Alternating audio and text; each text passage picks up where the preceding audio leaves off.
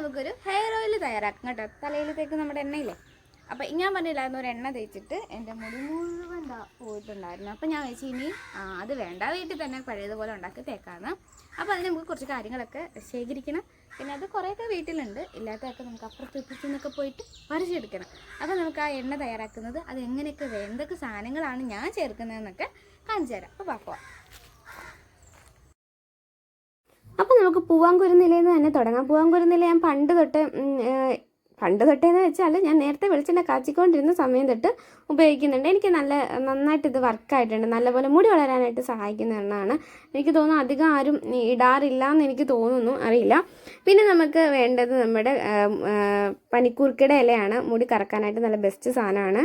പിന്നെ ശംഖുപുഷ്പത്തിൻ്റെ ഇലയും പൂവും കൂടി ആവശ്യമെങ്കിൽ പറിക്കാം, അത് നല്ലതാണ് കേട്ടോ. ഇത് നമ്മൾ വെളിച്ചെണ്ണ കാച്ചുന്നതിനകത്ത് ഇടാനായിട്ട് നല്ല സാധനമാണ് അത്.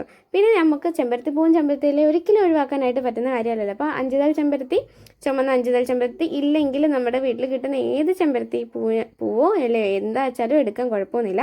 അവിടെ ചെന്നപ്പോഴാണ് ശ്രീജ പറഞ്ഞത് അവരുടെ വീട്ടിൽ രണ്ട് കയ്യോന്നി ഉണ്ട്, അതും കൂടി വേണം കൊണ്ടുപോയിക്കൊള്ളാനായിട്ട്. അപ്പോൾ കയ്യോന്നി ഇവിടെ ഞങ്ങളുടെ വീട്ടിൽ 1-2 തണ്ടേ ഉണ്ടായിരുന്നുള്ളൂ. അപ്പോൾ അത് അവൾ തന്നപ്പോൾ എനിക്ക് വളരെ ഉപകാരമായിട്ട് തോന്നി. അപ്പോൾ അതും കൂടി പറിച്ചെടുത്തിട്ടുണ്ടായിരുന്നു, ഒരു 3-4-5 തണ്ട്.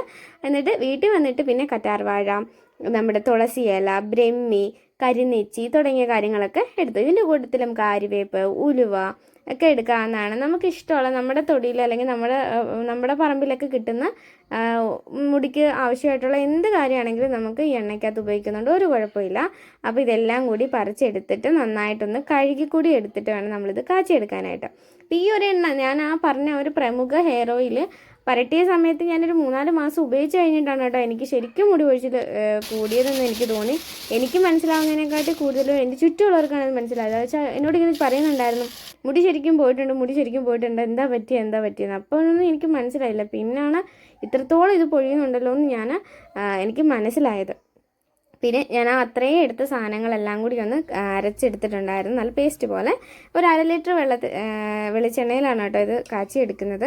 അത് ഞാൻ ആദ്യമായിട്ട് ഇപ്പോൾ കുറേ നാളുകൾക്ക് ശേഷം വീണ്ടും കാച്ചിയല്ലോ, അപ്പോൾ അതുകൊണ്ട് ഒരു 1/2 ലിറ്റർ വെളിച്ചെണ്ണയിൽ തുടങ്ങാമെന്ന് വിചാരിച്ച് നമ്മൾ അടിച്ച് വെച്ചിരുന്ന പേസ്റ്റ് എല്ലാം കൂടി ഇതിലേക്ക് ഒന്ന് മിക്സ് ചെയ്ത് കൊടുത്തിട്ട് നമുക്കിതിനെ നന്നായിട്ട് ചൂടാക്കി തിളപ്പിച്ച് എടുക്കാവുന്നതാണ്. അത് ആദ്യം ഈ വെള്ളം ഇതുപോലെ ഒന്ന് പൊട്ടിക്കളഞ്ഞിട്ട് അതിൻ്റെ കളറൊക്കെ ഒന്ന് മാറി ഒരു ബ്രൗൺ കളറാകുന്ന സമയത്ത് നമുക്കിത് എടുക്കാം. എന്നിട്ട് ഇതേപോലെ ഒന്ന് അരിച്ചും കൂടി എടുക്കാമെങ്കിൽ മുടിയിൽ നിന്ന് ഇത് കഴുകിക്കളയാനൊക്കെ എളുപ്പമായിരിക്കും.